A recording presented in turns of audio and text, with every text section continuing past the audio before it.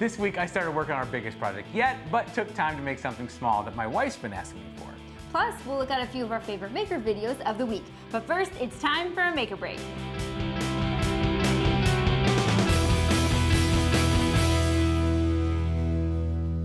Hey guys, welcome back to Maker Break, where we share our favorite maker videos of the week and challenge ourselves to build a project of our own. I'm Sarah. And I'm Rob, and this week I started on a huge project for my kids, but it turned out to be so big I just kind of need some more time. So for this week, I finally caved and made something for my wife that she's been asking for since the very first episode. And now that I've seen it, I want one too. Fortunately, it's dirt easy to make. Here it is. So, as I mentioned, I'm working on a rather large project for next week, so this week I decided to do something simple and check something off my honey-do list at the same time. My wife's been asking me forever for a simple plastic cup holder with a slot for a marker, so I headed into the shop to do just that, with zero plans. I started by measuring the cups, which were 4 inches in diameter. I found this awesome 3/4 inch thick piece of, I don't know what, I'm not good with species yet, but it's pretty, so I figured it would do. I started by cutting one end of the board clean, thinking I'd make my next cuts on the miter saw, but nope, too wide for that, so I brought it over to the table saw and ripped it to a 2.5 inch strip. Next, I set up the miter saw to cut 4 7/8 inch pieces. Cutting all 4 sides the same size means I'd have to stagger the joints, which isn't to everyone's taste, but I like seeing the end grain on each side. I feel like it gives it a bit of character. Once I had my 4 pieces cut, I geared up to do some sanding. One side of the board was rough, so I smoothed it out. After that, I mocked up the 4 pieces to make sure I had the right sides out and liked the way it looked. I also tested the cups. Perfect fit. I'm a genius. Now, this piece will never see any stress, so I knew glue would be fine, and I used a Bessie 4-corner band clamp to hold it together. That didn't work out so well. I think the clamp's intended for miter joints. Anyways, I ended up adding a few clamps to get all the joints together.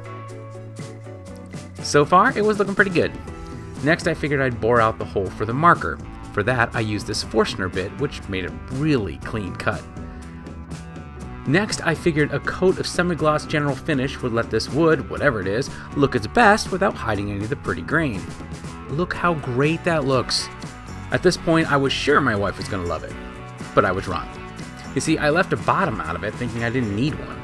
But my wife suggested that she'd be carrying this thing outside for picnics too, so I set out to find a bottom. I settled on a scrap of 1/4 inch plywood I found and cut it to 5 inches by 5 inches so you wouldn't see it from any of the sides. And a cool side effect was that it kind of makes the whole thing look like it's floating off the table. And it actually worked kind of great. I put a coat of finish on the bottom piece and that was that. The wife was happy, I was happy, we're all happy.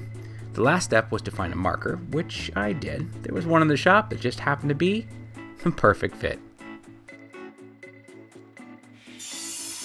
We like to use plastic cups during summer since we're all outside and keeping them straight can be tough. So this is a great solution. Yeah, and the reason my wife asked for this was because our kids were burning through cups by the hour, so yeah, it worked out great. Usually at this point, we get to interview another maker, but this week's maker had some technical difficulties, so we'll have to meet them later. Yep, so we wanted to instead take this opportunity to remind all you makers out there that we'd love to have you on the show. Of course.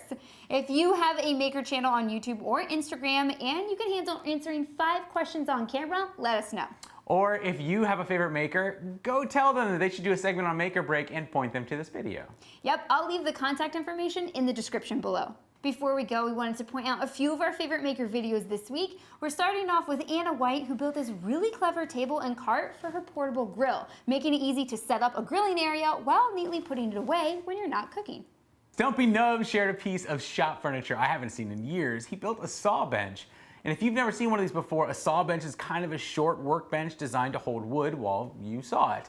There's a split in the middle giving you support on either side of your cut, and the height allows you to use your body to clamp your material. It's pretty cool. And finally, Ben from Homemade Modern documented a commission table from start to finish, and then takes us through the entire design process and even his negotiation with a client. It's really cool to look into this next level of making. And by next level, you mean people paying you for stuff. Exactly. Do you want to buy a cup holder? That's for your wife. Oh yeah, that client.